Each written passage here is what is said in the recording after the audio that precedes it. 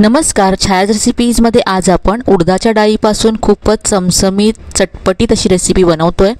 याबरोबरच खूपच वेगळी अशी दही आणि गुळाची चटणी बनवतोय जी चवीला खूपच छान लागते।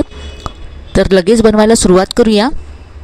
इथे मी 1 कप उडदाची डाळ घेतली, ती 2 ते 3 वेळा स्वच्छ धुवून घेतली। यानंतर यामध्ये पुन्हा पाणी घातलं आणि 2 ते 3 तास ही डाळ मी भिजत ठेवली होती। 2 ते 3 तासानंतर डाळ अगदी सॉफ्ट झाले। आता या डाळीमधलं सगळं पाणी काढून टाकायचं आहे आणि डाळ वाटून घ्यायची आहे। तर ही डाळ मी मिक्सरच्या भांड्यामध्ये काढून घेते आणि थोडंसं पाणी घालून वाटून घेते। तर इथे पहा, अगदी स्मूथ अशी ही डाळ मी वाटून घेतले आणि वाटताना अगदी कमीत कमी यामध्ये पाणी घालायचे, फक्त वाटण्यापुरतं पाणी घातलंय। पहा, असं घट्टसर हे आपल्याला मिश्रण हवं आहे। तर ही वाटलेली डाळ एका बाउलमध्ये काढून घ्यायची आहे। सगळी डाळ इथे काढून घेतली। आता यामध्ये आपण पुढचं साहित्य घालूया। तर इथे आता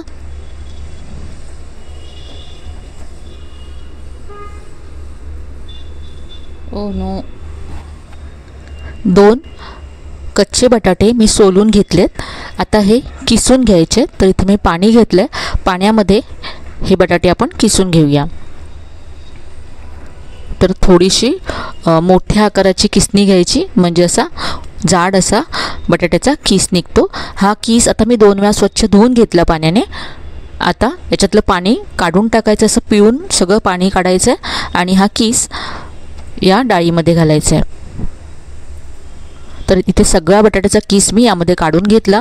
यानंतर यामध्ये बारीक चिरलेला कांदा घातलाय, अर्धा इंच आलं किसून घेतलंय आणि 4 ते 5 कढीपत्त्याची पानं इथे बारीक चिरून घेतलेत।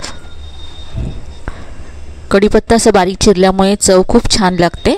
त्याबरोबरच यामध्ये बारीक चिरलेली हिरवी मिरची घालायची आहे। इथे मी 2 हिरव्या मिरच्या घेतल्यात। यानंतर इथे मी धने घेतलेत, जाडसर कुटून घेतलेत धने, आणि अर्धा चमचा जिरं घेतलंय। धने सुद्धा अर्धा चमचा घेतले होते मी। चवीप्रमाणे मीठ घालायचं आहे। यानंतर पाव चमचा हिंग घालायचा आहे। यानंतर बारीक चिरलेली भरपूर कोथिंबीर घालायची आहे। आता हे मिक्स करून घेऊया।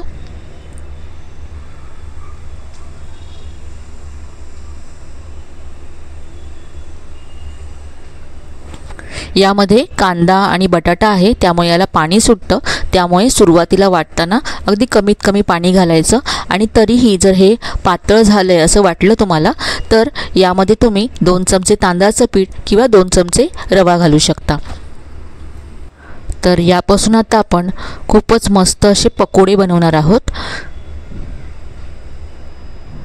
तर इथे पहा, मी कढईमध्ये तेल व्यवस्थित असं गरम करून घेतलं।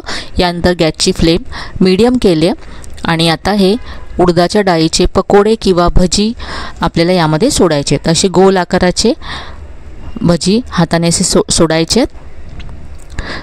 हे हलके होऊन असे वरती आले की यांना आपण उलटून घेऊ।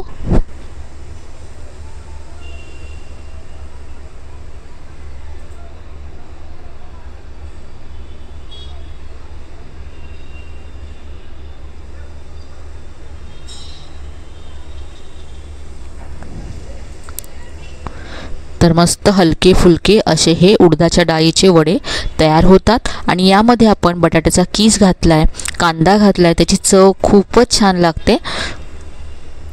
सध्याच्या थंडीच्या दिवसांमध्ये आपल्याला सारखं काहीतरी चटपटीत खायचं असतं, तर तुम्ही हे वडे बनवू शकता।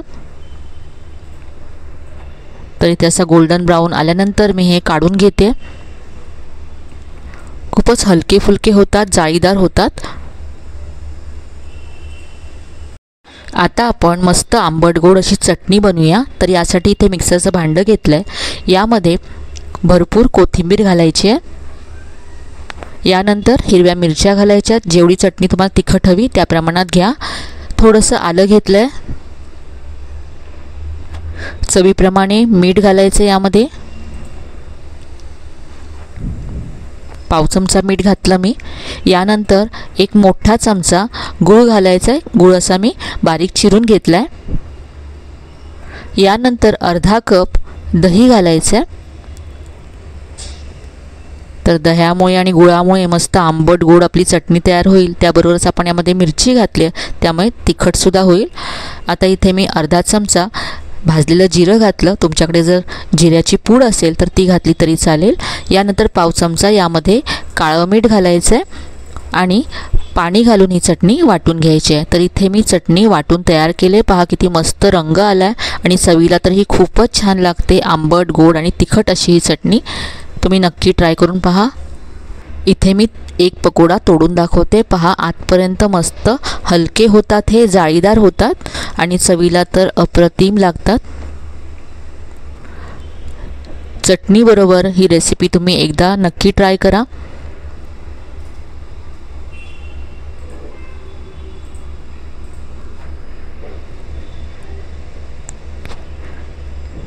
तर आजची ही रेसिपी तुम्हाला नक्कीच आवडली असेल।